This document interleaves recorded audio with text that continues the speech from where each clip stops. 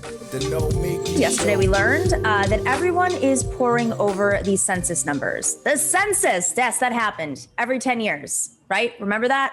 It's hard to remember because we're in the midst of a pandemic and last year was what happened. Okay, so let's look at a couple of key takeaways. Political power continues to flow from the north and the east to the south and the west with people.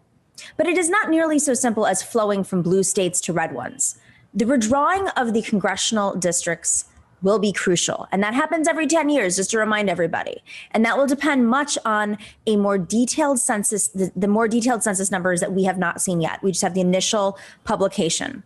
But we can already tell that much of the population loss is in traditionally Republican rural areas, and much of the population gain is in suburbs and mid-sized cities where Democrats have at least a fighting shot, but they've been ignoring them, of course. And fighting is the word. Democrats have left themselves in a vulnerable place. Our failure to build state parties will now really come home to roost. Now, let me just remind folks, in the Obama tenure, they pulled money away from state parties. I've said this ad nauseum. It has been my talking points, my rallying cry over the last 5 or 6 years. The Democratic Party, the National Democratic Party, took the money away from state parties, 50-state strategy. Remember, that was a Howard Dean line when he was chair of the party. They took the money away from state parties and they churned it into the presidential party, because that's what happened under Obama. And as a result, a lack of a pipeline was built. And what happens when you don't have a pipeline? You lose locally against the Koch-funded pipeline that's happening in states across the country. So 1,200 seats were lost. That famous number. That's what happened top to bottom. That's how many seats were lost over the 10 years of the Obama administration. But it has been 10 years since Obama got shellacked. Just about 10 years since those midterms. Remember that line? He said he was shellacked. Not like they changed any strategy after that. So here we are now with the new Democratic National Committee chair. And have we seen well-funded state parties in the midst of a census? We are catching up on the last 10 years. But are we really? Have we really changed our strategy? We are playing a 10-year game with our hands tied behind our backs. We have to start investing in those local parties, building local candidates, and taking back those state legislatures. And when I say we, I mean progressives. That's the shot. You got to get progressives involved in those parties like they are in Nevada right now, to run more candidates locally, to get more support, to get more staffing locally so you can continue to win. Because it's not just about Democrats taking over and winning the state legislatures. It's about progressives fighting for what matter. This whole process has big implications for the country and fair representation, as progressives have built a lot of momentum fighting for control of traditionally Democratic districts. But one implication of these census figures is the likely creation of a new batch of swing districts, that Democrats will be heavily and rightly focused on winning. So we will need a clear strategy for winning those districts without muddying our principles. The neoliberal third way of winning the middle has been a disaster for the country. Great for the consultants' paychecks, disaster for the country. We need a new politics of progress designed for the new political map that this census will create. And thinking forward into the future for the next political map so that we can fight off the Republicans. The key issues are our issues, of course: economic fairness, climate action, racial justice, gender equity. But I want to highlight a clip from 2 years ago, March of 2019, when Congresswoman Alexandria Ocasio-Cortez grilled former Secretary Wilbur Ross and called out the GOP's refusal to acknowledge the law of the census when they pushed to add the citizenship question to the census, something that was taken off the census decades ago. Let's play that clip. And while there's all of this debate about whether a citizenship question should be included or not included, the question I have is, why are we violating the law to include any question whatsoever in the 2020 census? I believe she's out of time, Chairman. But you, please do answer the question. I don't have any need to respond, sir. You don't have a need to respond? I have no need to respond. Okay, well, I'm asking. Could you answer that question, please? Would you repeat the question, please? We are now in violation of the U.S. Census Act of 1974, which requires you to submit a specific report to Congress ahead of any changes that you find necessary. This question is not a reinstatement of the 1950 question. It's a change, which means that change requires you to send a report to us while the question is proposed, not before it is decided or settled. So my question is, why are we violating the law to include this question in the 2020? Point of order. We need to, at this particular point, the gentlewoman is talking about a statute that's been violated. There's been no enunciation of what that statute is. I don't even know what she's talking about. I'd be happy to provide it. I think she laid it out pretty nicely.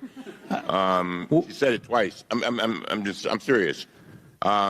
Give him. But in previous testimony, Mr. Chairman, he said that they've submitted reports and there are 3 reports required. They submitted the first one and the second one, but not the third one that is required to Congress. And this is here in U.S. Code, 13 U.S. Code section 141, population and other census information, subsection F3. And I'd be happy to provide that to you. Now, I noticed that all your I guess those are attorneys back there squirming around telling you stuff. Can you tell, maybe they can help us with this answer. Did they tell you what the answer is to that? Got a lot of people back there. I've been told by counsel that we have complied with all the regulations.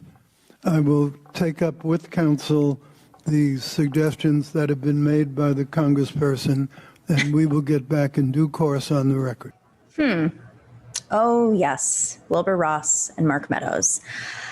Okay, so now this sets the stage for a decade of Republican power, voter suppression, and racism.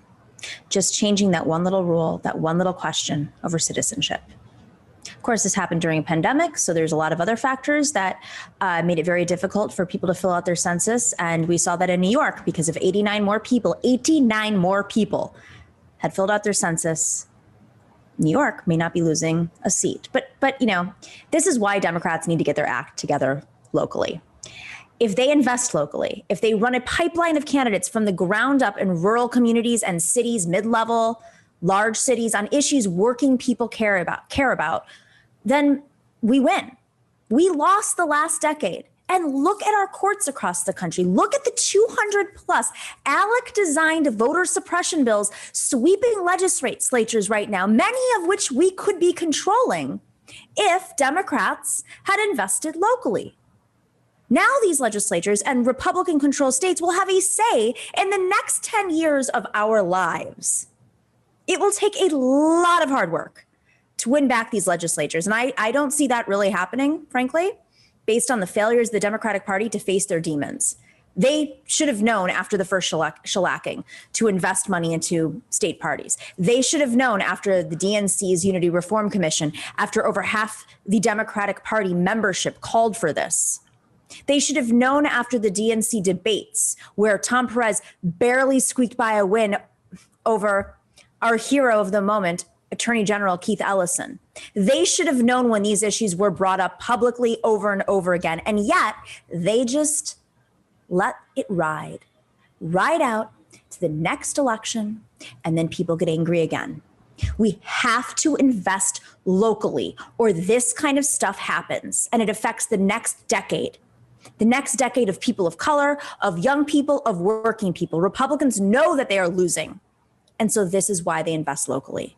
So I want to call out one other detail from these census figures. The decline of immigration to the United States, the arrival of new people to our country flatlined after the Great Recession, and it really went south, so to speak, during COVID.